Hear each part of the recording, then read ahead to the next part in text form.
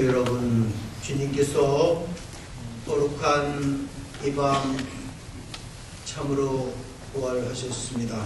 알렐루야, 알렐루야.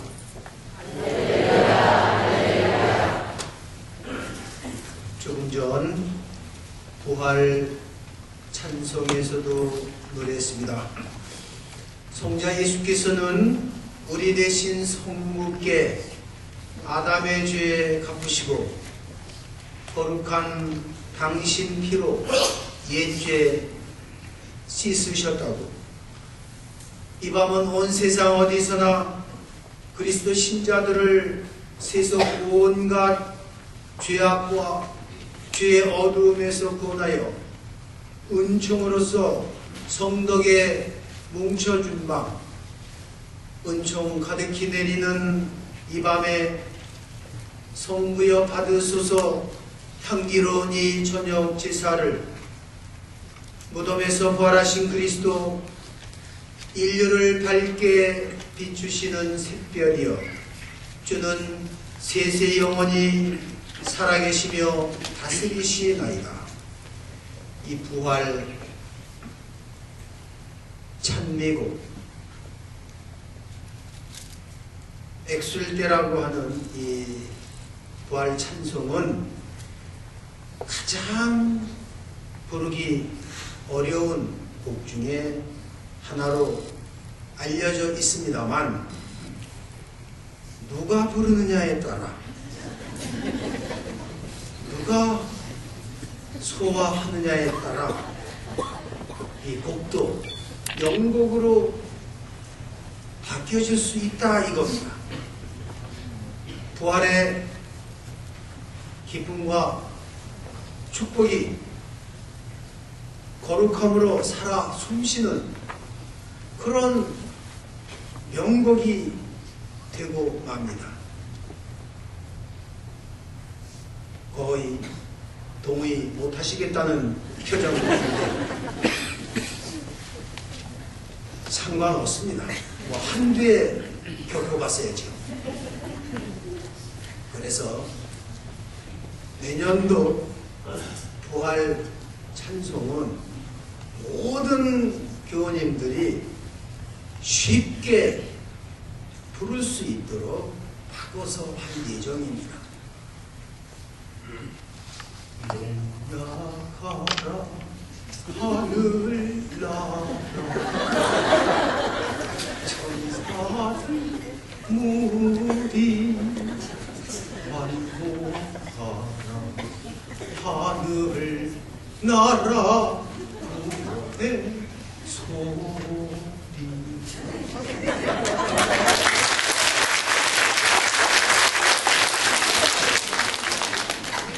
박수들은 안 치셔도 되는데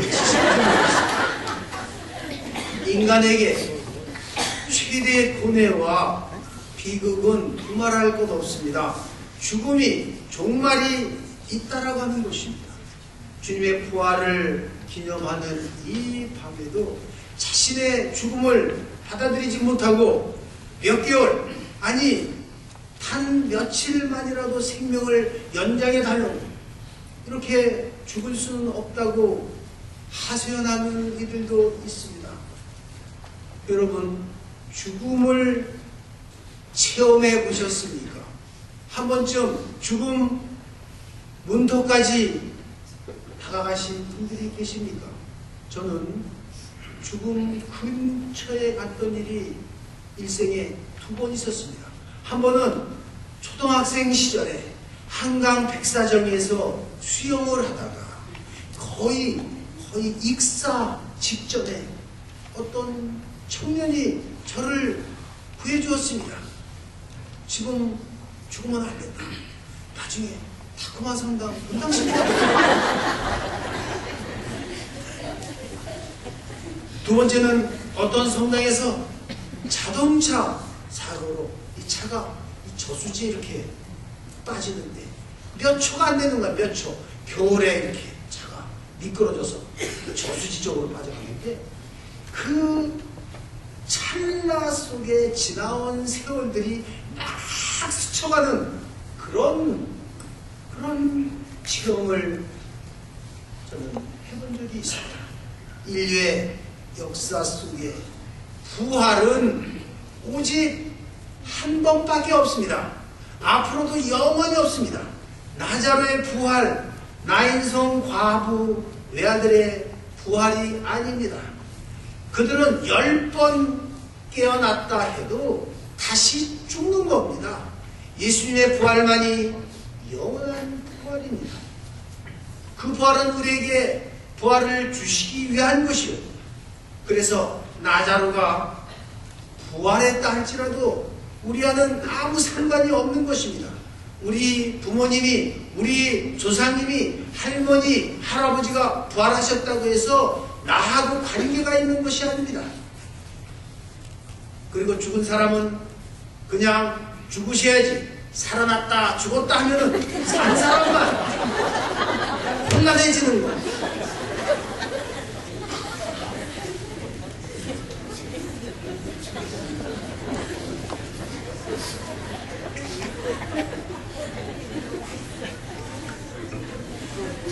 안 웃으려고 하는데 교우분들이 웃으시니까 저까지 이렇게. 오늘 주님의 부활은 참으로 놀라운 사건이요. 하느님의 크신 은총이 아닐 수 없습니다.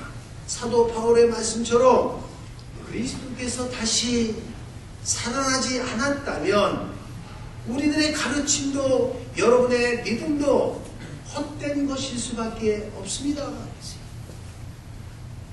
현대인들, 그 여러분들 최고의 목표가 무엇입니까? 인생에 오래 사는 것입니다. 건강하게 오래 사는 것입니다. 성경에 보면은 아브라함이 175세까지 살았어요. 이삭은 180살, 야곱은 147살, 모세는 120살을 살다가 떠났습니다. 너무너무 짧은 겁니다. 하다못해 나무도 고목도 몇백 년, 몇천 년을 사는데 그렇게 잠시 살다가 그것도 수고만, 고생만 하고 죽도록 우리가 지음받지 않은 것입니다. 그래서 주님께서 벌하신 거예요. 우리도 그리스도의 빈 무덤처럼 영원한 생명으로 다시 부활한다라고 하는 것입니다. 어떤 분은 늙어서 죽으면 부활할 때 늙은 몸으로 부활하는 거 아니냐. 이빨 빠지고 허리 구부러지고 대머리 벗겨져서 부활하면 어떻게 하냐. 그렇지 않습니다. 늙어 죽으나 어려 죽으나 부활한 몸은 이 세상에서 가장 아름다운 몸, 가장 깨끗한 몸, 거룩한 몸, 생생한 몸으로 부활하게 되는 것입니다. 죽정이 같은 벼이삭을 베어 씨를 뿌릴지라도 날 때는 새싹으로 납니다. 우리도 젊은 시절의 몸으로 다시 부활하게 된다는 것입니다. 어떤 할머니 몇 분이 마을 경로당에 마실을 와서 이야기를 합니다. 어이, 예수가 죽었다 카네. 와 죽었다 카드노. 그 옆에 있는 할머니가 옷에 찔려 죽었다 안 카나. 다른 할머니가 어이구 머리 풀어 헤치고 다닐 때 내 알아봐. 이때 아무런 말도 안 듣는 할머니가 말합니다. 어이, 예수가 누구? 다시 묻자. 옆에 할머니가 하는 말 모르지? 우리 며느라가 아버지 길사이 바깥 사돈 아이 켰나?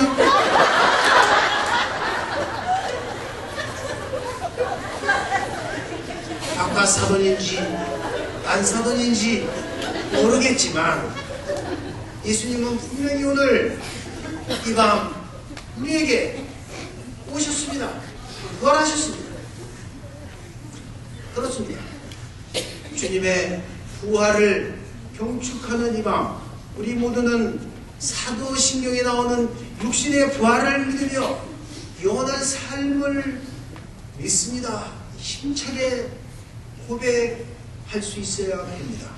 얼마나 많은 이들이 부활신앙을 통해서 자신과 세상을, 가정과 이 본당을 변화시키는지 모릅니다. 부활의 의미는 단순히 육신의 부활이 아닙니다. 정신의 부활, 마음의 부활, 생활의 부활이 되어야 합니다. 마음은 늘 부활처럼, 생활은 늘 사순처럼 그렇게 살아가야 할 것입니다.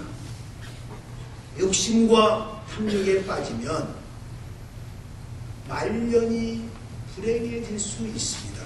가진 것마저도 빼앗기는 것입니다. 세상에 명예와 존경심 받는 것보다도 더 큰 그런 재산이 어디 있습니까? 요즘에 노무현 전직 대통령 부부가 이 불법 자금, 검은 돈 받은 것 때문에 곤혹을 치르고 있습니다. 이 근심 어린 표정으로 이 산보하는 이것이 사진에 잡혔습니다. 돈을 달라고 한 사람보다 가져다 준 사람이 더 나빠요. 그 사람은 권력과 힘을 얻기 위해서 주는 것입니다. 그런데 권력이 무엇입니까? 하루아침에 이슬이고 하루 피었다가 아궁이에 버려질 꽃과도 같은 것입니다. 그래서 권력을 따랐더니 많은 사람들이 배신을 합니다. 비난하고 뒤에서 욕을 합니다. 왜 그렇습니까? 장차 내 앞길을 책임질 새로운 사람을 찾아야 되겠다. 이것입니다. 우리는 어떻게 살아야 합니까? 우리는 부활신앙의 증인으로 살아가야 합니다. 부활이 주는 평화가 있습니다. 기쁨이 있습니다. 탐욕에 빠지면 세상에 쓴맛이 반드시 따라오게 된다는 것이 인생의 순리이고 법칙인 것입니다. 어제 영국에서 있었던 일입니다. 축구 리그에서 활약하고 있는 한 선수가 황당한 반칙으로 퇴장을 당한 겁니다. 왜 퇴장을 당했냐? 영국 맨체스터에서 열린 축구 경기 중에 공격수인 맨체스터 선수가 페널티킥이잖아요. 페널티킥을 차는 순간에 방귀를 뀌었다는 겁니다. 심판은 상대팀 선수가 이 소음 공해로 인해 가지고 페널티킥 하려는 선수의 집중력을 크게 했다라. 그래서 이 결정적 순간에 방귀를 낀 선수는 옐로 카드 누적으로 퇴장을 당했습니다. 또 너무하다고 항의한 선수도 퇴장을 당했습니다. 저는 없는 이야기 하나입니다. 조금 각색을 할 뿐입니다. 알고 보면 우리는 인생이라고 하는 축구장에서 열심히 뛰어야 합니다.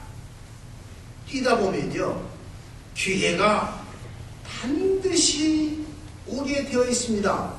인생사에 반드시 기회가 오게 되어 있습니다. 그것은 연세 드신 분이 체험으로 증언하실 수가 있는 겁니다. 비신사적인 게임을 하면은 안 되는 겁니다. 상대를 당황하게 하면은 퇴장당하는 겁니다. 좋은 말, 착한 일만 하고 죽어도 세월이 너무너무 짧은 겁니다. 예수님께서 부활하신 빈 무덤에 우리 자신의 부활이 있고 생명이 있고 천국이 있는 것입니다. 그래서 복음에서도 그리스도와 함께 죽으면 그리스도와 함께 산다고 했습니다. 그 여러분, 여러모로 지금 어려운 시기입니다. 그러나 주님 안에서 용기를 잃지 마십시오. 희망을 잃지 마십시오. 웃음을 잃지 마십시오. 주님의 부활은 때로 내가 고민하는 세상의 불투명한 문제를 반드시 해결해 주실 것입니다. 은총 가득히 내리는 이 밤, 부활하신 주님께서 교회 여러분과 가정에 끝없는 은총과 축복이 함께 하시길 기원합니다. 성부와 성자와 성령의 이름으로